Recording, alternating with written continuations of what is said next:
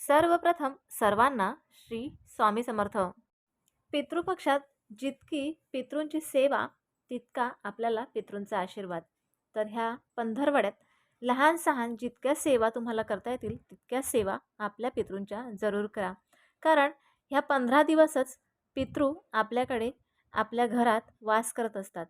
अगदी कुठल्या आणि कुठल्या तरी रूपात पितृ आपल्याकडे येत असतात. त्यासाठी त्यांची सेवा ही आपली एक महत्त्वाची सेवा, कुठलीही जी आपल्याला जमेल ती आपण कुठलीही महत्त्वाची सेवा करू शकतो. ही सेवा करत असताना आपल्याला माहिती आहे, की ही सेवा करत असताना पितृ तर अदृश्य असतात. आपल्याला कुठल्याच रूपाने हे पितृ दिसत नाही. तरीही आपल्याला त्यांची सेवा करायची आहे. कारण आपल्याला माहिती आहे, एक वेळेला व्यक्ती देवाकडे गेल्यानंतर ती व्यक्ती आपल्याला पुन्हा कधीच दिसत नाही. पण तिची जी आत्मा आहे, त्या व्यक्तीची जी आत्मा आहे, ती कुठल्या आणि कुठल्या तरी रूपात ह्या 15 दिवसात आपल्या आजूबाजूला वास करत असते. आपण त्यांना किती आठवतो, आपण त्यांची किती सेवा करतो, हे त्यांना स्वतःला सुद्धा कळत असतं. म्हणून ही सेवा तर आपल्याला करायचीच आहे. त्यांचे चांगले आशीर्वाद जर आपल्याला मिळाले, तर जसे देव आपल्याला चांगले आशीर्वाद देतात, तसेच पितृसुद्धा आपल्याला चांगले आशीर्वाद देतात.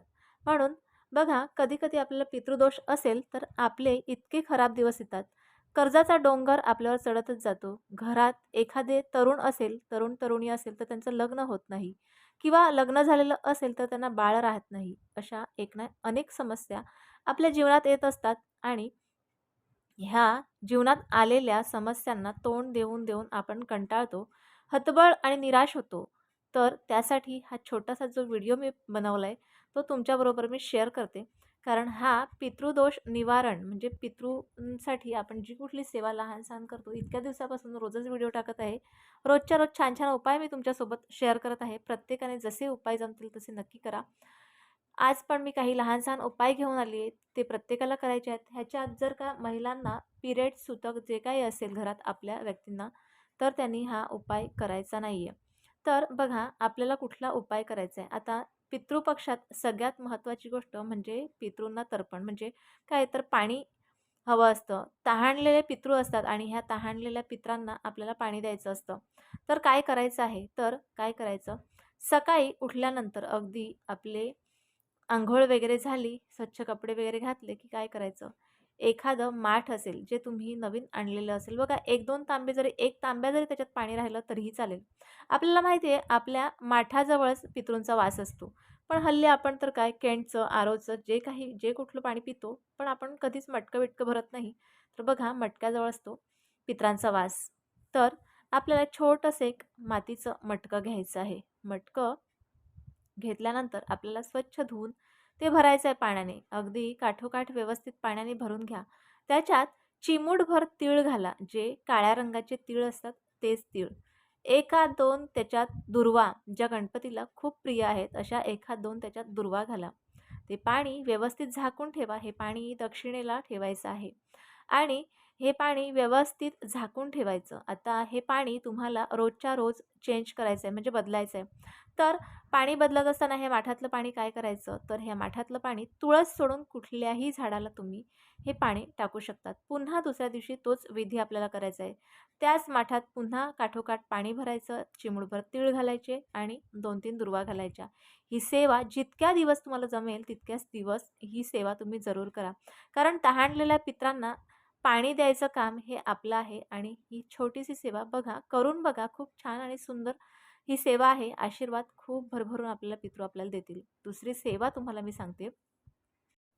ह्या श्राद्ध पक्षात बघा, तुम्हाला जर करोडोचे जरी कर्ज असेल, तरी पण छोटासा उपाय करून बघायला काय प्रॉब्लेम आहे. तर ह्या दिवशी, श्राद्धाच्या दिवशी, म्हणजे ज्या दिवशी आपले 15 दिवस श्राद्ध आहेत, तर 15 दिवसातले कितीही दिवस तुम्हाला मिळाले, तितक्या दिवस तुम्ही जरूर हा उपाय करा.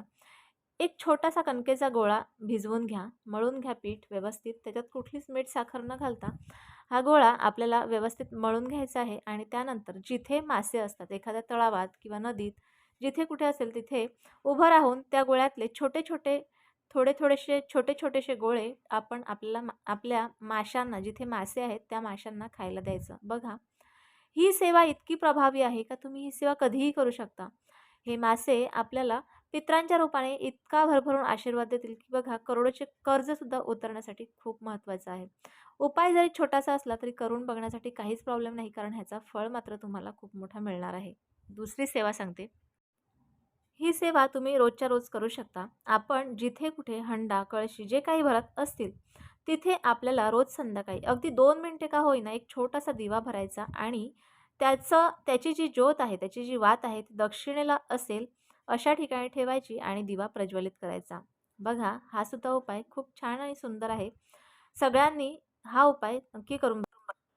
आपल्या पितरांच्या नावाने आपल्याला जर ह्या 15 दिवसांमध्ये जे कुठलं दान करता येईल, म्हणजे कपड्यांचं किंवा जेवणाचं, म्हणजे आपल्याला दान करता येईल. अन्नदान किंवा कपडे दान, वस्त्रदान हे जर तुम्हाला करता येईल, तर तुम्ही जरूर करून बघा. हे काही छोटे-छोटे उपाय असतात, जे आपल्याला नक्की करून बघायचे आहेत.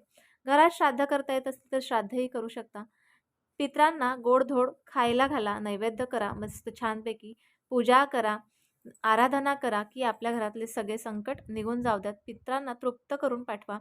ह्या लहान-सहान ज्या गोष्टी आहेत, ज्या विधी आहेत, त्या नक्की करा. बघा, पित्र आपल्यावर खुश होऊन आपल्याला भरभरून आशीर्वाद देऊन जातील. जितक्या जास्त सेवा जमतील, तितक्या जास्त सेवा ह्या 15 दिवस तुम्ही करू शकता. तर आजचा छोटासा व्हिडिओ तुम्हाला कसा वाटला हे तुम्ही मला कमेंट बॉक्सद्वारे जरूर कळवा. व्हिडिओ आवडल्यास लाईक, शेअर आणि सबस्क्राईब मात्र जरूर करा. पुन्हा भेटूया अशाच एका नवीन व्हिडिओसोबत, नवीन विषयासोबत. तोपर्यंत सर्वांना श्री स्वामी समर्थ.